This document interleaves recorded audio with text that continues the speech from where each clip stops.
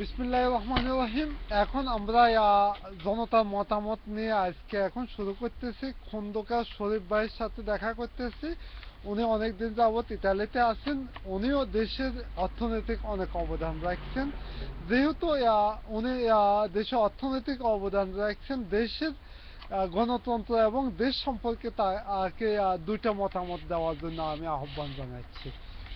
শরীফ ভাই, আপনার মতামত? আসসালামু আলাইকুম। আমার মতামত এইটাই যে বাংলাদেশে যে গন্ডগোল যা সৃষ্টি হইতেছে সাধারণ মানুষের জন্য খুব ক্ষতি হইতে আছে। বড়লোকের জন্য কিছুই না, হেরা আরো পুঁজি বানতে আছে, বড়লোক হইতে আছে।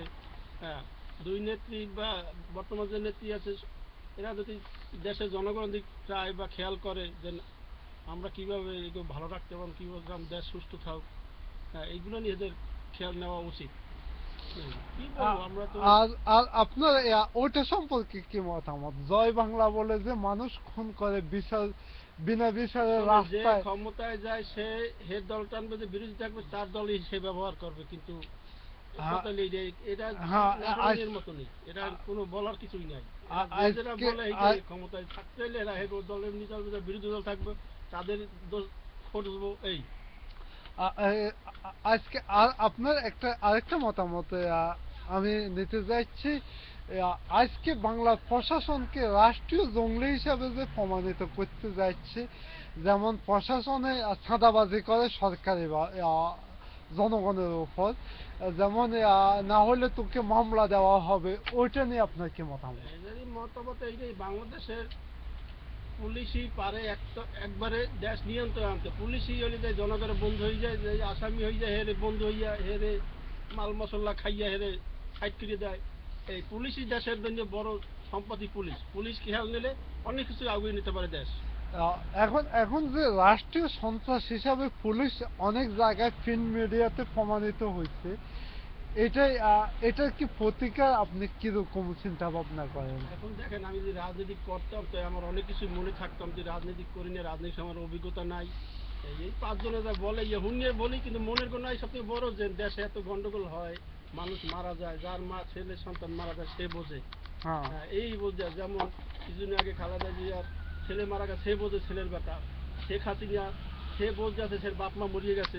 এই যে মতো জনগণেরও ছেলে সন্তান গর্জে নামে যা ফেরত যায় না, এদের এই ব্যথা। কিন্তু যার ব্যথা হেই বোঝে, কেউ বোঝে না। কিন্তু একটা জিনিস সবাই বোঝা উচিত, ওনার ব্যথাটা আমি অনুভব করি, এইটাই বোঝা উচিত আমি মনে করি। হ্যাঁ। সম্মানিত দেশবাসী, আমরা এখন এখনো চাইছি জনগণের মতামত নিতে চাইছি।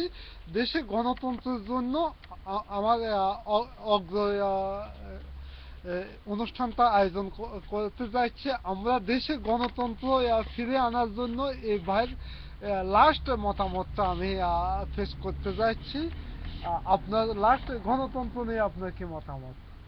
গণতন্ত্র তো দেশে যে গণতন্ত্রই হইতে, এত তো গণতন্ত্র নিয়ে যদি আমরা চিন্তা করি, এত তো গন্ডগোল মারামারি রাহাজারি হইতে পারে না। গণতন্ত্র খালি মুখ দিয়ে আমরা গণতন্ত্র ভাবতে আছি, চিন্তা করি, কিন্তু গণতন্ত্র কই? হ্যাঁ। গণতন্ত্র কই? আচ্ছা, ঠিক আছে। তাহলে এখন শরীফ ভাই বলতেছে এখানে গণতন্ত্র বলতে দেশে কিছুই নাই। নৈরাজ্য সন্ত্রাস অরাবত চলতেছে।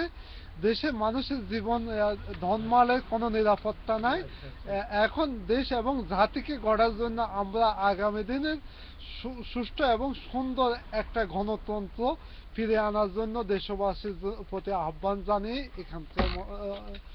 এইখানে আজকের মতো বিদায় নিচ্ছে।